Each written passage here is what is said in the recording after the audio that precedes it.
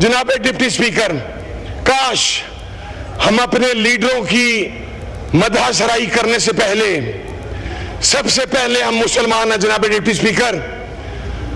آج جس supreme court کے فیصلے کو روکنے کے لیے 2 سیکنڈز کے اندر قانون کا کھلواڑ کیا گیا، اسی سپریم کورٹ نے قرآن کے اندر تعریف کی، ہم ابھی تک خاموش ہیں۔ آج لا اینڈ جسٹس کی اسٹینڈنگ کمیٹی کی میٹنگ تھی جناب والا، وہ میٹنگ غیر معینہ مدت کے لیے ملتوی کر دی گئی۔ ہم پچھلی میٹنگ کا حصہ تھے، ان کا سیشن تھا، میں اس کے اوپر کوئی بات نہیں کرتا اس لیے کہ وہ میرے اوپر فرض ہے کہ میں اس کی بریفنگ کو باہر لیک نہ کروں، لیکن جناب ڈپٹی اسپیکر، کوئی قاضی ہوگا تو اپنے گھر ہوگا، ہمیں کسی قاضی کا بار نہیں ہے۔ یہ نہیں ہوگا کہ آپ قرآن کے اندر تحریف کریں، آپ ختم نبوت کے قانون کے اندر تعریف کریں۔ آپ ابھی میری بہن اسرائیل کی بات کر رہی تھی، آپ کو پتا مرزائیوں کا سب سے بڑا سینٹر کہاں پہ ہے جناب ڈپٹی اسپیکر؟ دیٹ از ان حیفا، اسرائیل۔ اور اس کو سپورٹ کون کر رہا ہے؟ پاکستان سے سپورٹ کہاں سے مل رہی ہے اسے؟ ہماری عدالت نے اس فیصلے کے اندر 13 شقیں ایسی ہیں جس کے اندر صراحتاً قرآن کے اندر تعریف کرنے کی اجازت دی ہے۔ سر، ہم اگر رسپانسبلٹی کے ساتھ اس مسئلے کو قومی اسمبلی میں حل کرنا چاہتے ہیں تو اسے یہاں پر حل کرنے دیں، وگرنہ قرآن کی تحریف کے اوپر یہ شاہراہیں بھر جائیں گی لاکھوں کے سمندر کے ساتھ۔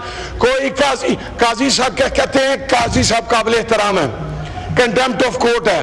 سر، سب سے پہلے اس ایوان کی کنٹیمپٹ ہے، کنٹیمپٹ آف کورٹ بعد کے اندر ہے، اور اسلامک ہسٹری کے اندر، جورسپروڈنس کے اندر کنٹیمپٹ آف کورٹ کا کوئی کانسیپٹ نہیں ہے۔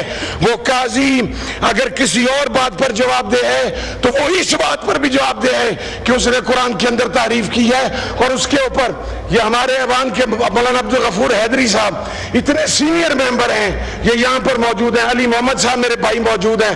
سر کو بتائے گا کہ وہ لا اینڈ جسٹس کی پبلک ہے کہاں، وہ اس کی میٹنگ کب ہوگی؟ اگر وزیر قانون صاحب اس کا آج ہی اعلان نہیں کرتے سر، تو سر میں پھر یہ سمجھتا ہوں کہ قاضی صاحب کے اس فیصلے میں موجودہ حکومت شامل ہے۔ لاسٹ ٹائم بھی ختم نبوت کے اس ایشو پر یہ آواز بلند ہوئی تھی۔ سر، میں نے آپ سے ریکویسٹ کی تھی کہ آپ آل رسول ٹائم دیں گے۔ میں ایک بات عرض کروں سر، یہاں پر کسی کی قیادت دلی ہوئی نہیں ہے اتنی، یہ جو اپنے آپ کو بہت یہاں پر آ کے جمہوریت کے چیمپئن، فلاں کے چیمپئن، فلاں کے چیمپئن بیان کرتے ہیں۔ میں وہ سر جملہ ایسا ہے کہ میں کسی کی کریکٹر اسیسینیشن پر نہیں جاتا، دل تو بڑا کرتا ہے، لیکن میں آپ کو ایک بات عرض کر دوں سر، جس عوامی خدمت کی، جس جمہوریت کی یہ بات کرتے ہیں، وہ پاکستان کی عوام نے 8 فروری کو دفن کر دی تھی۔ 8 فروری کو صرف عمران خان کا نام گونج رہا تھا۔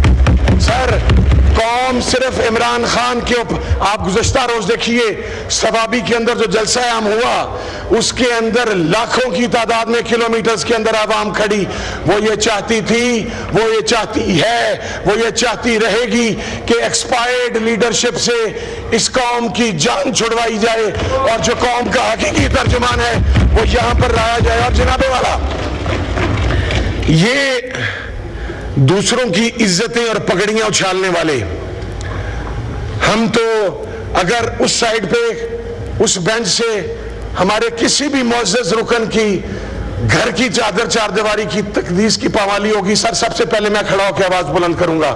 لیکن سر، یہاں پر ایک ہمارا ہاؤس کا ایم این اے ہے جس کی 90 سال کی ماں دعائی دے رہی ہے کہ مجھے میرا بیٹا بازیاب کروا دو، اس کے اوپر اس سائڈ سے، اس ایوان سے ایک آواز بلند نہیں ہوئی۔ جناب والا، گھروں میں لوگوں کی عزتوں سے کھیلا گیا۔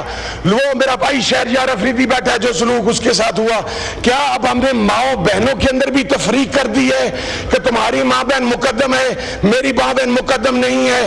وہ پنجاب کے اندر بیٹھا ہوا وہ بدمعاش آئی جی روز ہمارے گھروں کی پامالی کرتا ہے، پنجاب کی وزیر اعلیٰ کی سرپرستی کے اندر۔